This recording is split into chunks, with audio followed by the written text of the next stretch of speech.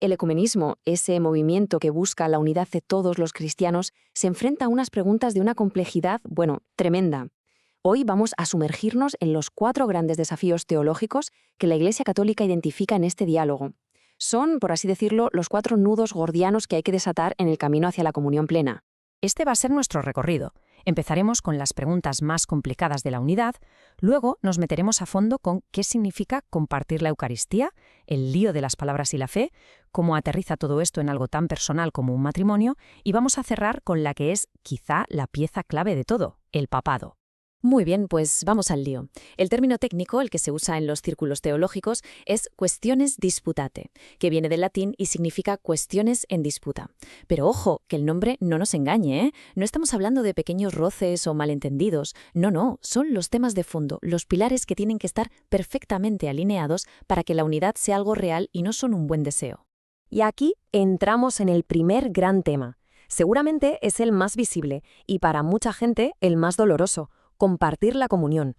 La cuestión de si cristianos de diferentes confesiones pueden comulgar juntos va mucho, pero que mucho más allá de ser un simple gesto de hospitalidad. Esta es la gran pregunta, la que resuena en la cabeza y el corazón de muchísima gente. A ver, si el bautismo nos hace a todos hermanos en Cristo, ¿qué es lo que impide que nos sentemos todos juntos en la mesa del Señor? Bueno, pues la respuesta está en una tensión teológica fundamental. Y aquí está el kit de la cuestión, la diferencia radical de enfoque.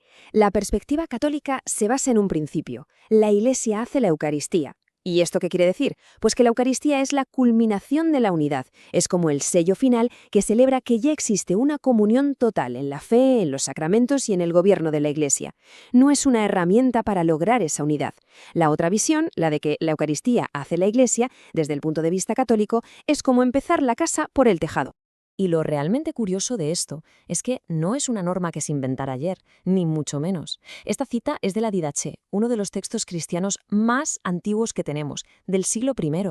O sea que ya desde el principio, las primerísimas comunidades cristianas entendían que para compartir el pan, para compartir la Eucaristía, hacía falta una pertenencia total y reconocida al grupo. Entonces, todo este argumento se sostiene sobre 3 ideas clave. La primera: el bautismo es el punto de partida, claro que sí, crea una comunión real, pero es imperfecta. No es la comunión plena que se necesita. Segundo, no puedes separar la comunión en la mesa de la comunión en la verdad. Van juntas, son inseparables. Y tercero, el sacerdote que celebra representa una unidad de la Iglesia que, en un acto donde participan distintas confesiones, simplemente todavía no es real. Se crearía una especie de ficción sacramental. Y esto nos lleva de cabeza al segundo gran desafío: las palabras, la fe y la verdad. ¿Cómo hablamos de lo que creemos? ¿Cómo es posible que diferentes confesiones, con siglos de historia y con un lenguaje teológico propio, encuentren una forma de expresar su fe que los demás entiendan, pero sin traicionarse a sí mismos en el proceso? Es un auténtico laberinto. Pues para no perderse en este laberinto, el diálogo ecuménico propone 3 pasos. El primero es saber diferenciar el contenido de la fe, lo que no cambia, de cómo se expresa, que puede cambiar con la cultura y el tiempo. El segundo es la integridad, o sea, poner todas las cartas sobre la mesa con total honestidad. Nada de esconder los temas que pican para afirmar una paz de mentira. Y el tercero, que es una herramienta súper útil, es la famosa jerarquía de las verdades.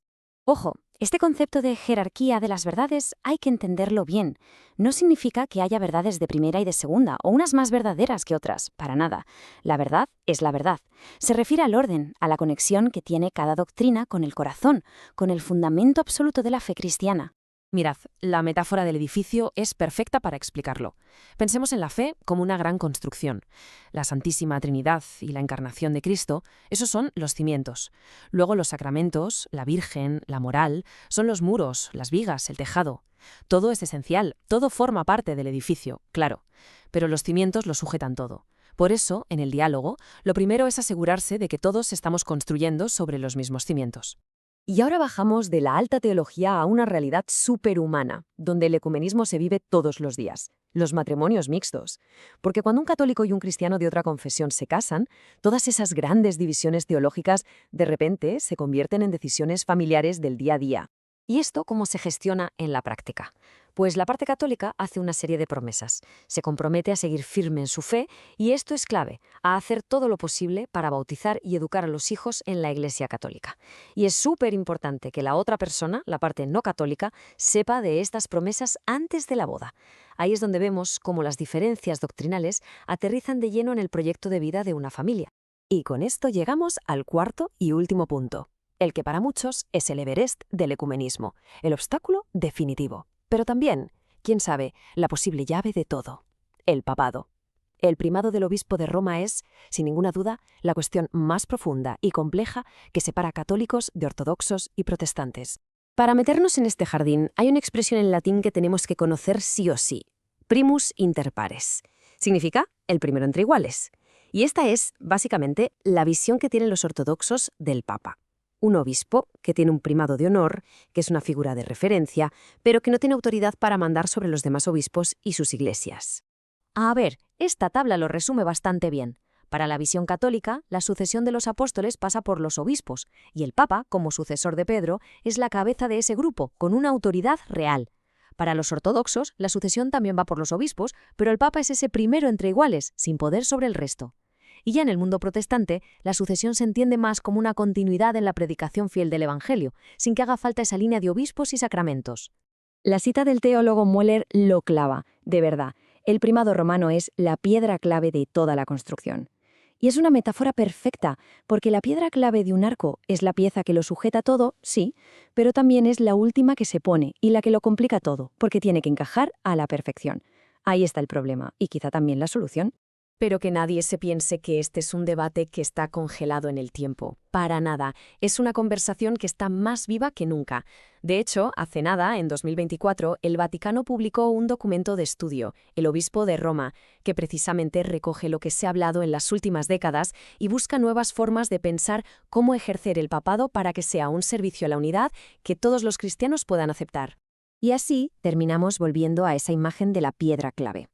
Si el papado ha sido durante siglos el mayor obstáculo, la pieza del puzzle que parece no encajar nunca, ¿no podría ser esa misma pieza, repensada y renovada, la llave definitiva que un día consiga cerrar el arco y hacer visible por fin la unidad de todos los cristianos? La pregunta, desde luego, ahí queda.